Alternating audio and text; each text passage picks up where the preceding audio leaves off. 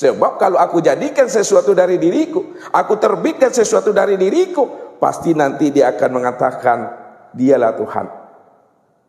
Ada yang patuh nantinya. Tapi semuanya itu dalam cerita aku, dalam imajinasi aku, karena aku ingin dikenal kata Tuhan. Karena nur ini tidak mengenal akan rahasia dirinya. Dan nur itu juga tidak mengenal siapa yang bertanya kepada dirinya. Maka disinilah Tuhan mengatakan kepada nur itu, jika engkaulah yang dikatakan diri yang mutlak, engkau yang Tuhan, yang berdiri dengan sendirinya, maka menghilanglah engkau. Aku akan mencari akan dirimu. Kalau aku sudah mampu menemui dirimu, siapa dirimu? Nanti engkau pula yang akan mencari dan menemui aku. Siapa aku yang sebenarnya? Apa yang dibuat Allah? Rencana ini sebenarnya Allah ingin menunjukkan akan rahasia dirinya, supaya nur itu mengenal siapa dirinya yang sebenarnya. Maka hilang dan lenyaplah nur ini Bapak Ibu. Ya. Kemana dia akan hilang dan lenyap? Karena dia berada di dalam nurun ala nur. Dia berada di dalam nurnya Allah. Ketika dia hilang, dia terlenyap di hadapan Allah, katanya. Namun dia tidak sadar bahwa dirinya di dalam nurnya Allah. Maka dengan mudahlah Allah menemui akan dirinya. Setelah nur itu ditemui oleh Allah akan dirinya, maka apa kata Allah? Sekarang engkau pula yang akan mencari dan menemui aku. Aku akan hilang, aku akan lenyap dan sina di hadapan dirimu. Namun ingat kata Allah, ketika aku hilang dan lenyap, kita tidak akan pernah berjumpa dan bersua lagi. Maka pada saat itulah Bapak Ibu, yang namanya Allah lenyap sirna ke dalam dirinya. Ke dalam dirinya nur ini.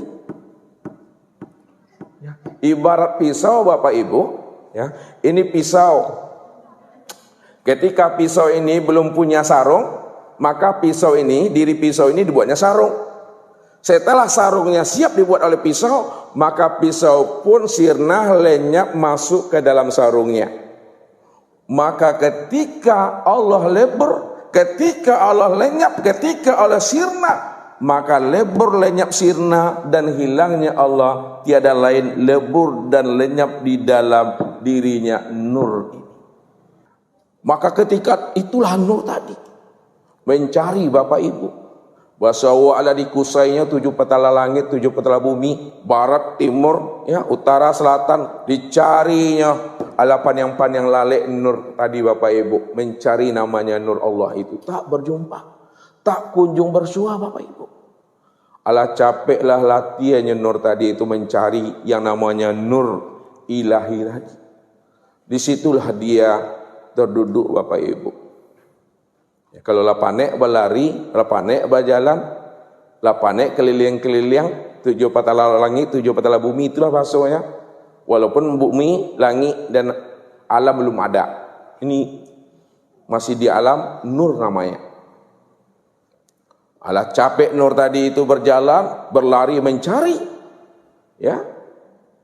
Maka dia pun duduk. Ketika dia duduk tadi Bapak Ibu, ketika dia bertafakur, termenung, panjang pengananya Bapak Ibu, jauh pandangannya itu, maka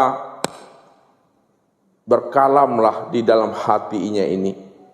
Itu yang disebut namanya kalam batin.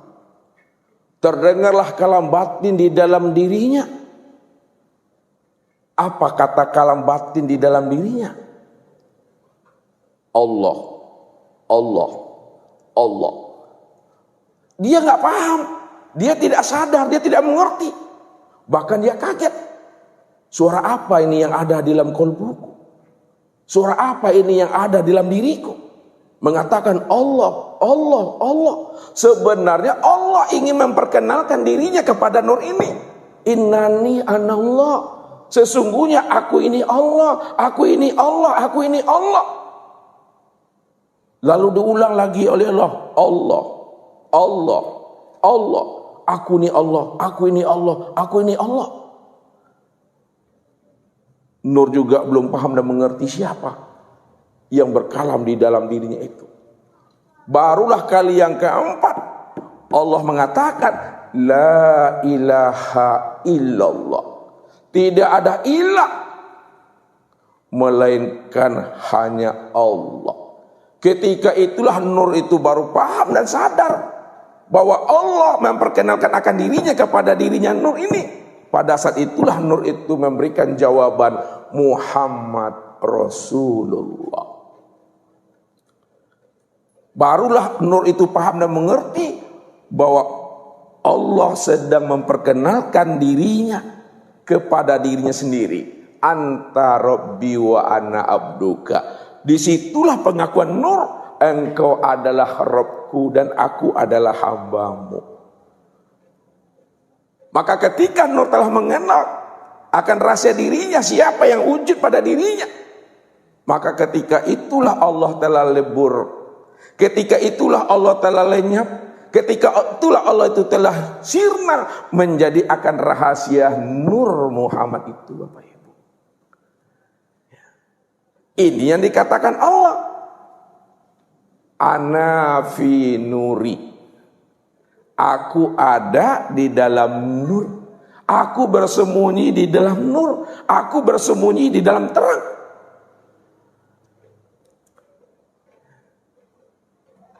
Jadi kalau kita ingin mencari dan menemui Tuhan, tidak bisa lagi Bapak Ibu kita mencari dan menemui Tuhan. Karena Tuhan itu telah lenyap dan sirna menjadi rahasia Nur Muhammad itu.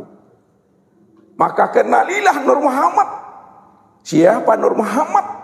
Tilik bahwa di dalam Nur Muhammad masih ada diri. Ini yang dikatakan.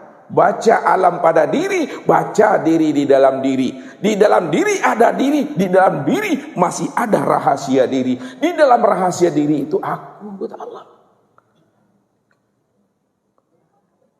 Jadi kalau kita ingin mencari dan menemui Tuhan, cari dan temuilah Tuhan itu di dalam diri sendiri.